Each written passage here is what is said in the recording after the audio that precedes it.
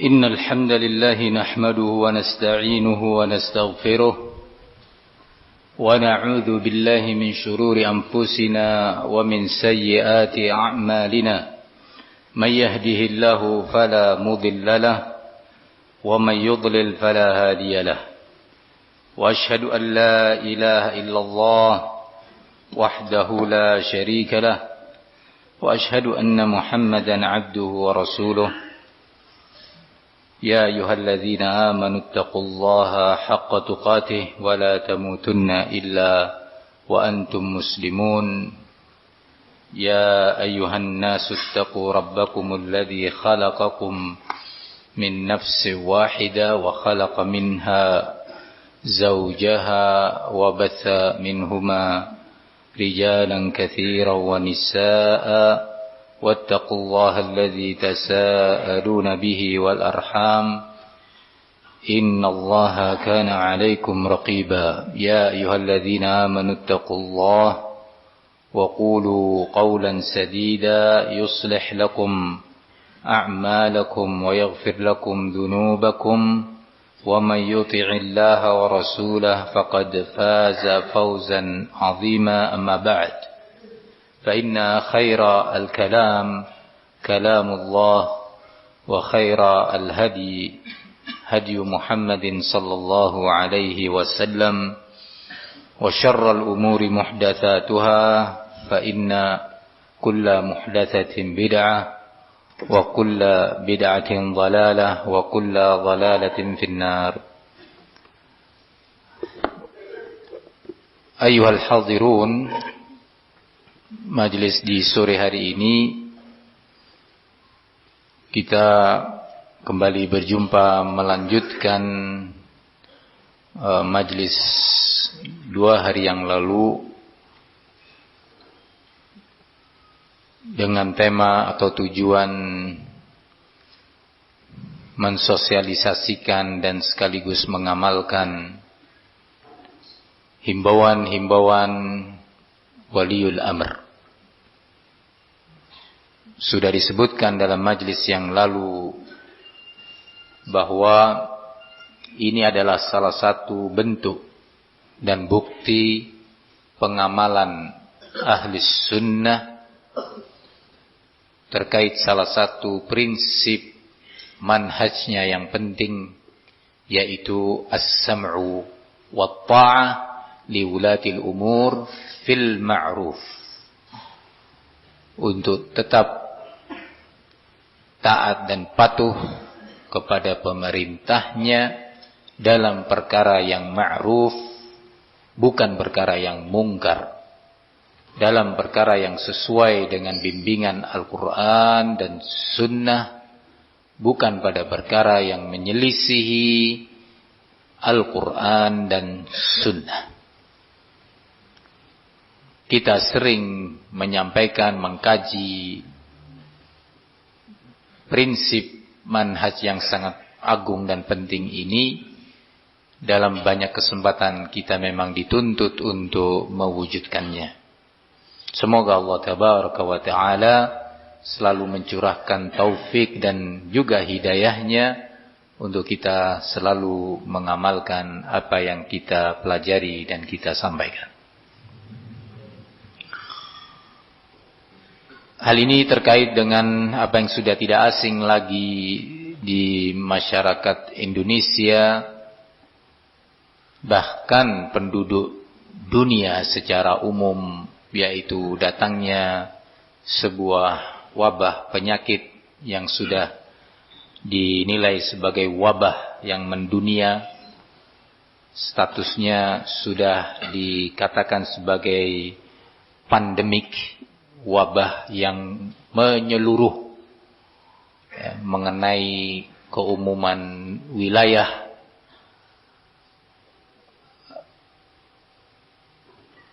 sehingga membuat banyak negara dan pemerintah-pemerintah di muka bumi ini benar-benar mengambil langkah-langkah, baik langkah antisipasi,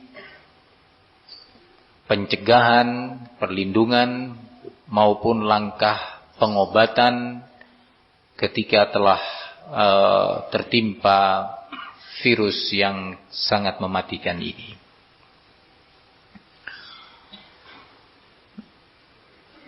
Telah disebutkan pula dalam pertemuan yang lalu bahwa dalam perkara ini kita tidak boleh ifrat, berlebihan, sehingga menimbulkan kegaduhan dan kepanikan yang tidak pada tempatnya. Sehingga justru kepanikan dan kegaduhan itu menjadi sebuah potensi baru. Semakin menyebarnya virus ini. Karena ketika manusia ini ditimpa kepanikan, ketakutan yang berlebihan, kesetresan yang bukan pada tempatnya, justru itu akan menurunkan daya tahan tubuh, daya lawan tubuh terhadap virus dan penyakit. Semua itu sikap ifrat akan teratasi yang pertama dengan ilmu tentang syariat, sehingga dia tidak berlebihan dalam menyikapinya, tidak berlebihan dalam bentuk mendahului ketentuan-ketentuan dan langkah-langkah yang telah digariskan oleh waliul amr. Karena dia tidak mengerti ilmu syar'i, akhirnya muncullah sikap ifrat, sikap berlebihan, keluar dari porsi yang semestinya. Nah, kedua, sikap ifrat tadi disebabkan oleh minimnya ilmu tentang kesehatan itu sendiri, sehingga dia panik melakukan langkah-langkah yang melampaui batas.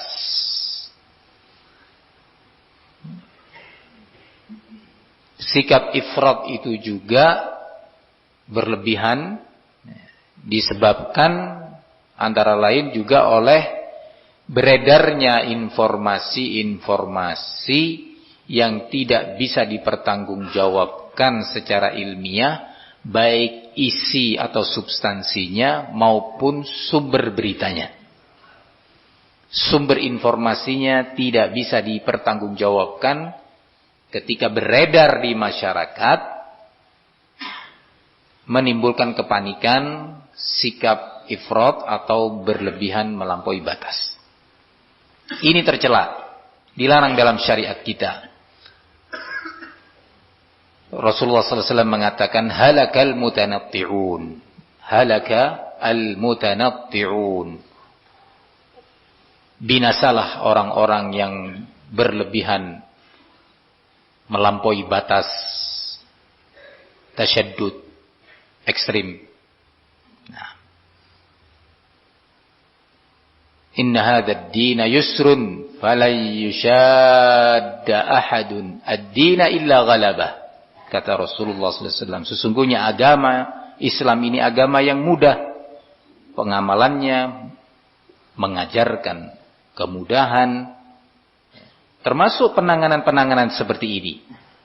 Mengajarkan kemudahan-kemudahan, baik cara berinteraksi dalam kehidupan sosial kemasyarakatan, ataupun bahkan dalam urusan peribadatan itu sendiri.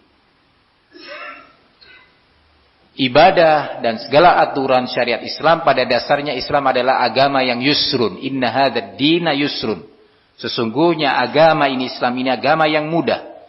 Fala yushadda ad-dina ahadun illa ghalabah. Tidaklah seorang bersikap keras melampaui batas-batas syariat, ya, kecuali dia akan terkalahkan. Agama justru akan mengalahkan dia, hujjah alaih, bahwa dia berbuat kesalahan. Dan akhirnya enggak mampu dia melakukannya, karena melampaui batas. Maka Islam pun mengajarkan, termasuk dalam menyikapi, menghadapi fenomena seperti ini. Fenomena apa? Al-waba. Apa itu al-waba? Penyakit yang sudah statusnya pandemik. Sudah disebut waba.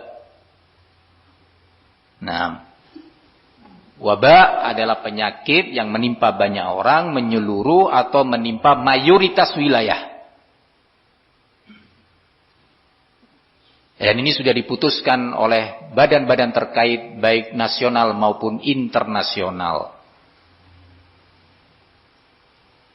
Kemudahan-kemudahan yang diberikan oleh Islam terkait tata cara ibadah sekalipun di masa terjadinya wabah, itu ada tata caranya. Maka kejahilan tentang hukum agama akan menyeret seseorang pada sikap tanattu' dan tasyaddud.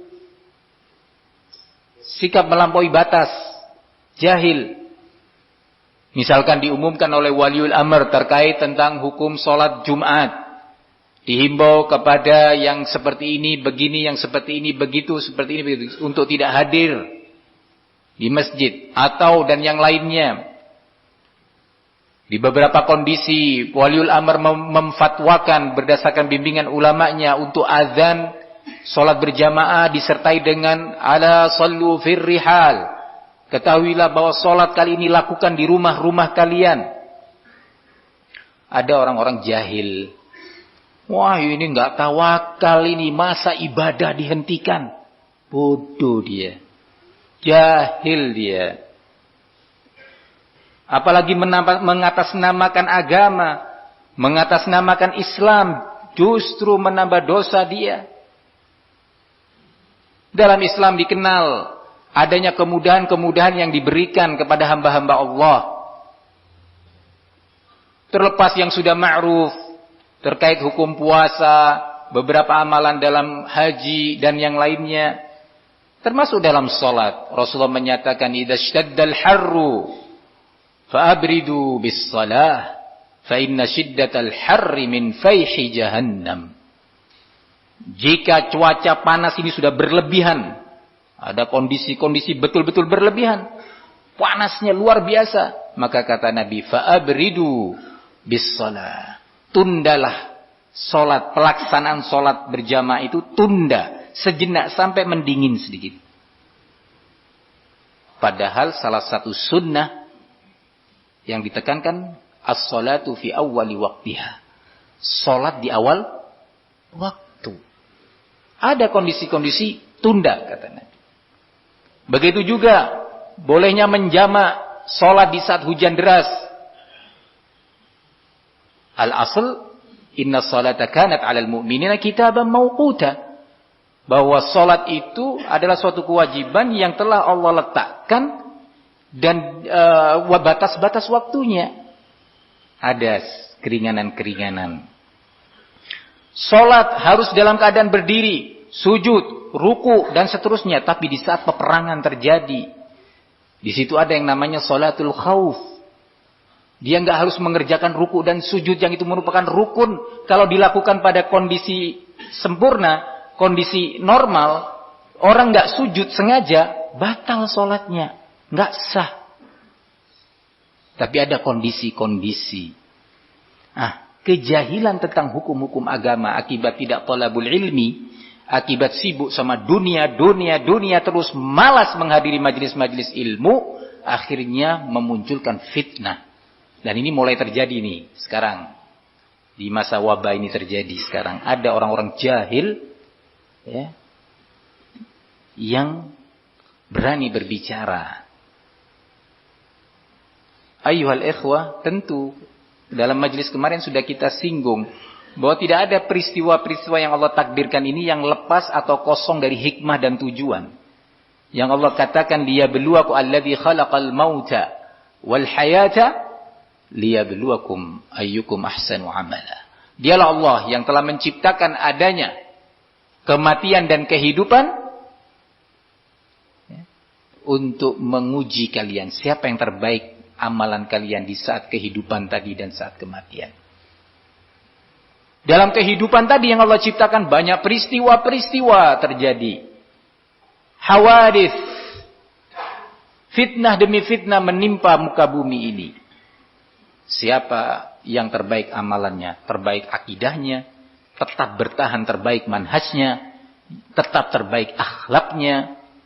Dan siapa yang tergoda sehingga akhlaknya menjadi jelek, lisannya juga jadi jelek, manhajnya juga menjadi menyimpang, peristiwa demi peristiwa. Ayuhal ikhwah, maka tadi kita sebutkan bahwa kejahilan terhadap hukum agama akan melahirkan sikap ifrat, melampaui batas.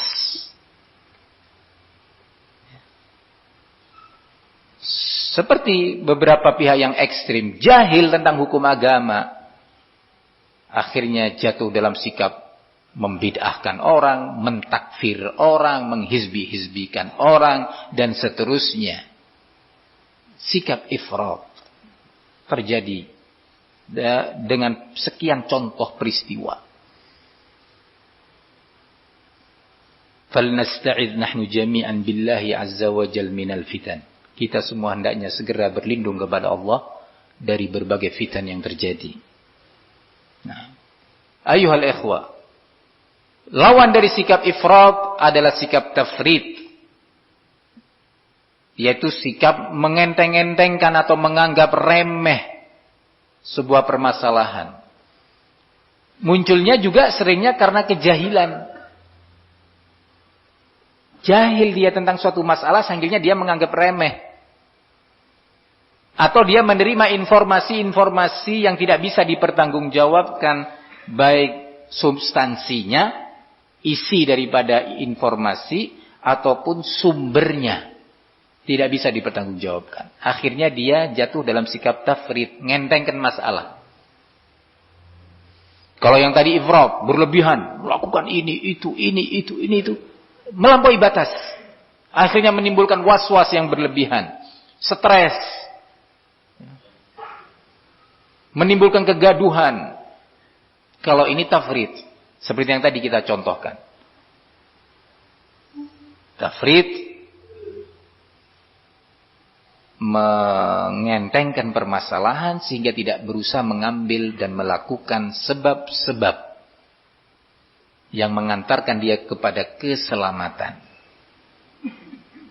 Karena jahil, baik jahil tentang hukum syar'i, nggak tahu dia bahwa syariat mengharuskan begini dan begitu, dia jahil, dikiranya justru yang dia lakukan dengan sikap mengenteng-entengkan tadi, meremehkan, itulah yang syar'i.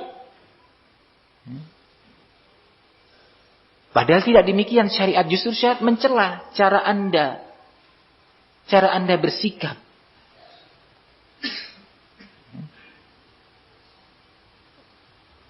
Barakallahu fikum. Ini semuanya barakallahu fikum dilarang dalam syariat kita.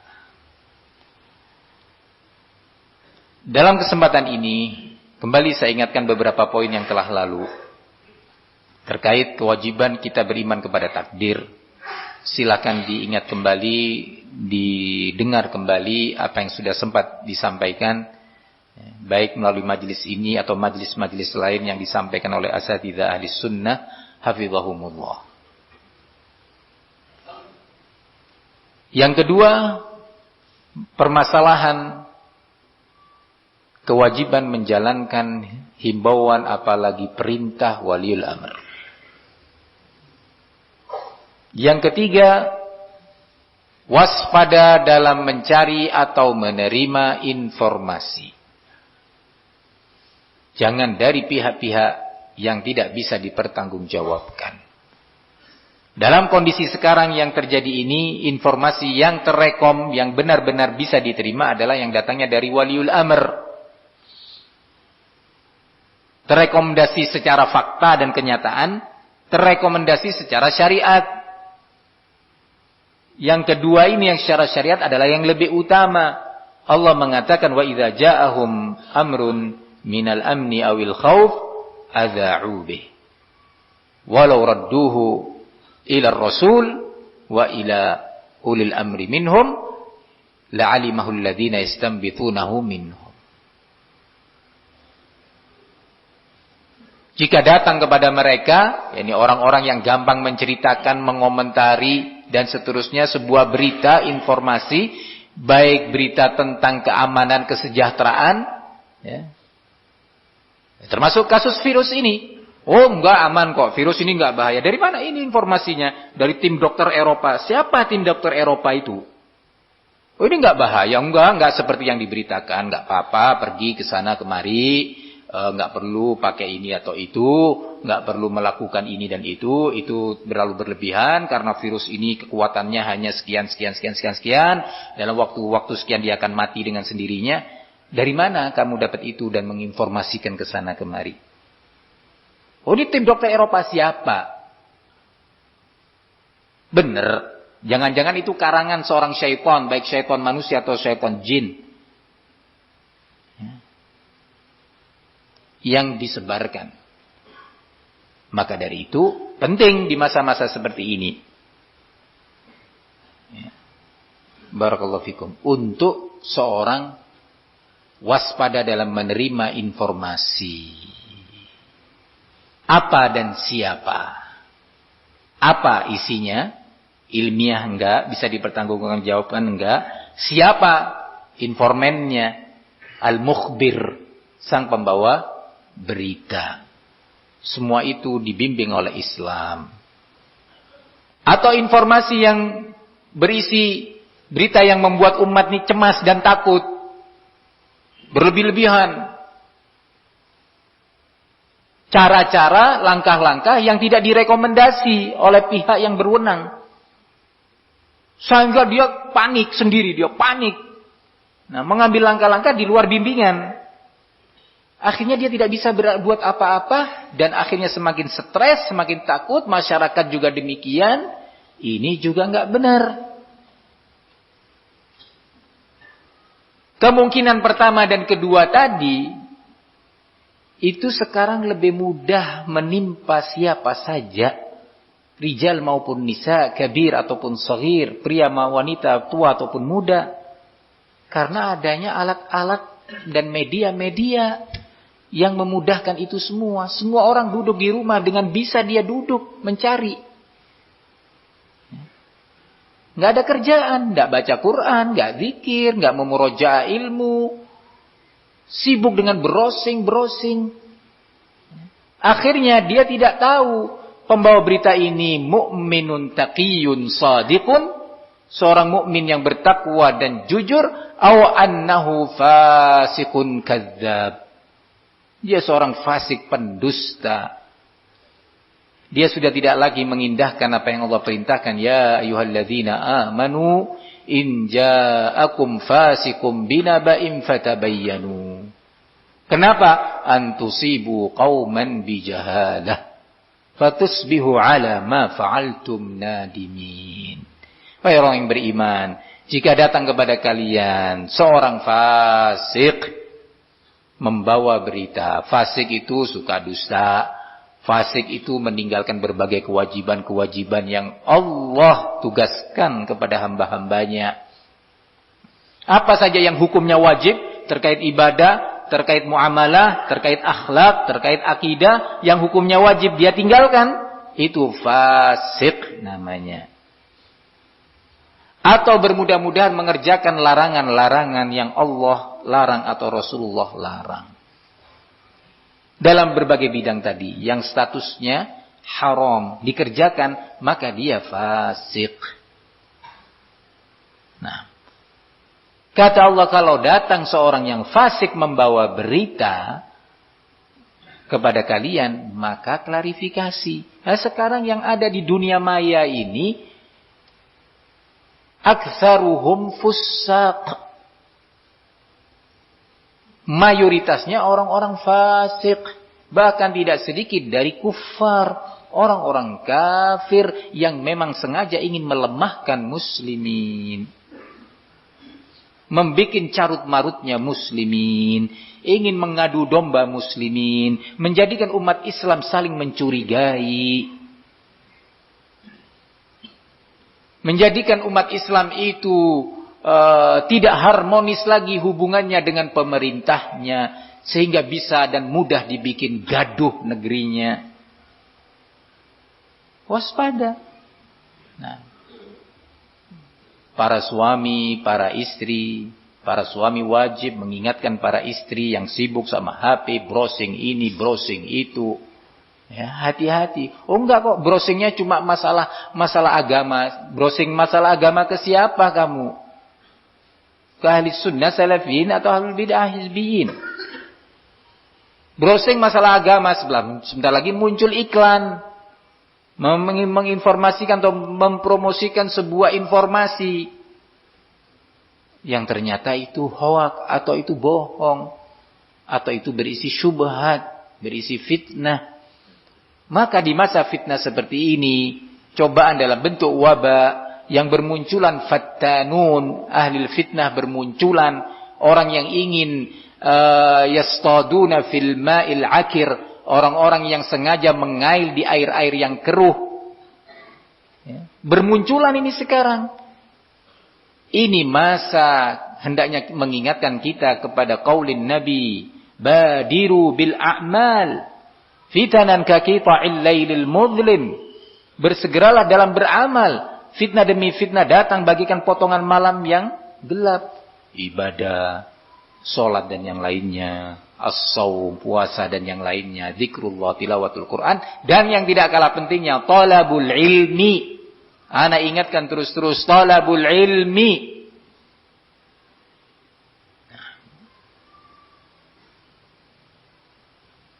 Sering ana sampaikan, orang yang malas talabul ilmi dalam banyak kasus fitan, dia adalah sumber fitnah.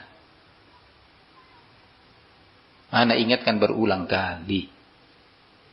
Nah, ini juga masalah yang serius sekarang. Ingatkan istri-istri. Baik browsing secara langsung atau chatting dalam grup-grup keluarga, teman ataukah yang lainnya.